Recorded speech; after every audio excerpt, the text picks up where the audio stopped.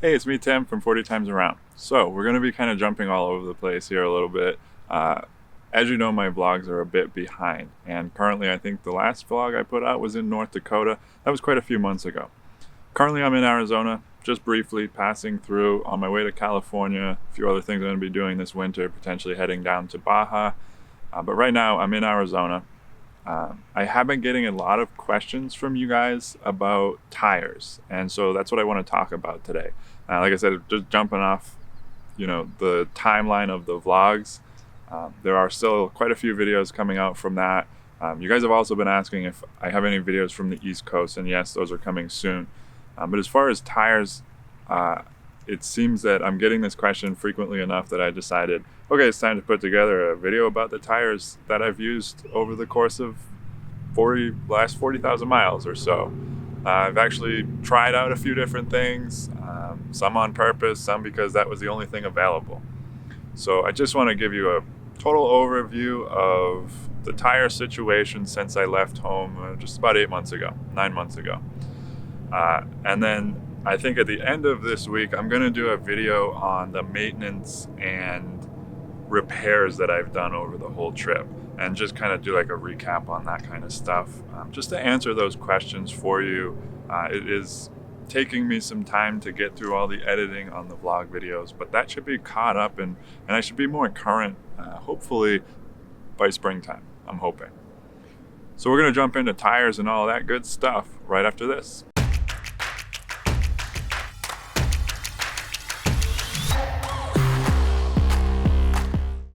Okay, so as far as tires go, when I left on this trip, I knew that I was going to be doing a decent amount of at least fire access roads, dirt and gravel to get to campsites. It's pretty common for me to find a dirt road and do about 30 miles to 60 miles of dirt to find a remote campground that I'm comfortable with.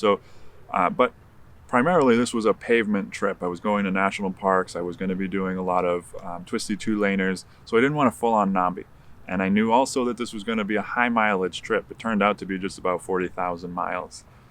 So when I left on this trip, I decided to go with the Shinko 705, which is like a 70-30 or maybe a 60-40 ratio from pavement to a little bit of dirt. And it was performance-wise a great tire. In terms of traction and all of that. The lifespan on the rear tire was not great. It's a pretty soft compound, and with all the weight on the back of my bike, I ate through the rear tires pretty quickly. It is a great option for a adventure touring tire though, and especially you cannot beat the price on these things. But just to give you an idea, the initial set that I left with, the Shinko 705 front tire, this is super impressive. I got about 17,000 miles out of that. The rear tire, the first one, I burned through that in about 6,500 miles. Again, it's that soft compound with all that weight on the back. Now, I replaced it, and I replaced the rear tire with another Shinko 705. That one I got 7,000 miles out of. And from what I've read online and in the forums, that seems about right for that tire on this motorcycle. You may get less, you may get more. I do keep up pretty thoroughly on tire pressure, so that definitely helps. I try not to be too heavy on the throttle, although when I'm in the dirt I do like spinning my tire. Now the third Shinko 705 I put on, I only got 6,000 miles out of this one, and then I got a puncture, so I may have had a little bit of life left on that. I ended up just replacing it though because it was so close to being worn.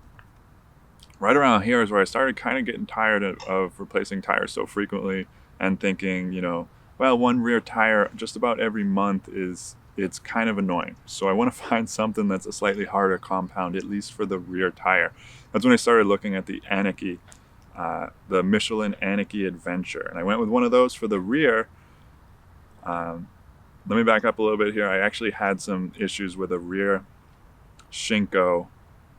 The front Shinko was starting to separate. The rubber was actually pulling apart, and not really sure what was going on there, but I was getting some really weird bubbling, and I had to get a different tire. So that was a little unnerving, let's say. So other than that, the Shinkos were great, just not a huge lifespan on the rear tire. And So I went with the Anakee Adventure, and that one, super impressed, and I feel like I got my money's worth out of it. I ended up getting 12,000 miles out of that rear tire, which is almost double what I was getting out of the Shinko. I have not tried an Anakee Adventure front tire yet. It just hasn't worked out that way. Now that rear tire got me all the way to right around the time I was getting ready to jump on the Arizona BDR, knowing that it was going to be very rocky, a lot of loose, sharp terrain. I wanted a full-on knobby tire, a 50-50 tire. And so I was looking at the Shinko 805s, and I ended up going with one of those in the front, but I decided for the rear tire, I wanted something that would maybe hold up a little better. I wasn't too sure how the 805 was going to do on the rear. So I ended up going with an Anakee Wild for a rear and a Shinko 805 on the front. In terms of performance for those on pavement, they're a knobby tire. They're not great, but they did fine. I could still hit the twisties pretty good, and I did quite a bit of highway miles with those tires, but in the dirt, it was a huge difference for me. When I was on the Idaho BDR, I had the 705s. They weren't great. They got the job done, but anytime I hit any even minimal level of adversity, they just couldn't, they wouldn't save me. Any kind of sideways traction issues, the bike would just skid out. With the Anakee Wilds, however, and the Shinko 805 in the front, the full-on 50-50 tires, I did much better on the Arizona BDR. I barely dropped it at all, maybe once in the mud and once when I was kind of messing around in the dirt. So I would say if I was going with a full-on dirt tire, 50-50, I would go with the Anakee Wilds again. And the Shinko 805 in the front was perfectly acceptable because even though it's a softer compound, it did hold up pretty well. I have not seen the entire lifespan of those tires yet, so I don't know what the mileage I'm getting on those, but right now the Anakee Wild has about 5,000 miles on it, and I'd say it's got at least 3 left. For a 50-50 tire, to see potentially 8,000 miles out of it that's pretty awesome, and I'm certainly not complaining about that. One more thing about tires is a lot of you guys have asked me how many times have I gotten punctures, and on the trip so far I have replaced, or I've plugged a tire 3 times, and each time it was always on the rear tire. Another question I've gotten quite frequently is how I handle plugging a tire and if I replace it immediately. So typically, yes, I do replace it within a reasonable amount of time. I don't like riding on a plug with a heavy overloaded bike for very long. It also depends on whether it's in the tread or in the meat of the tire or the sidewall. There's a lot of factors there. I've been fortunate with all of the plugs so far. The tires have been pretty close to their wear limits anyway, so I just swapped them out. And another thing that was cool is that when I purchased my motorcycle, I got an extended tire warranty, which for 5 years, they'll replace any tire or wheel, no matter what, if it's not holding air, if it gets a nail or anything like that. So I've been fortunate that I didn't have to pay for those replacements. The only stipulation with that is that the tire has to be not at its wear limit. It can't be a bald tire. They're not going to replace that for you. So that's kind of my tire situation over the last 8 months. So I hope that kind of answers that question for you guys. And if you do have any other questions in terms of tires, go ahead and leave them down below. I'll make sure to answer them. I am going to be doing a video at the end of this week on maintenance and just going over everything I did in terms of that. So make sure to check that out if that's something you're interested in. That's it for today. I hope you got something out of this video. If you did, make sure to give it a thumbs up. Don't forget to subscribe, hit the bell, all that good stuff. And I will catch you guys in the next video. Ride safe.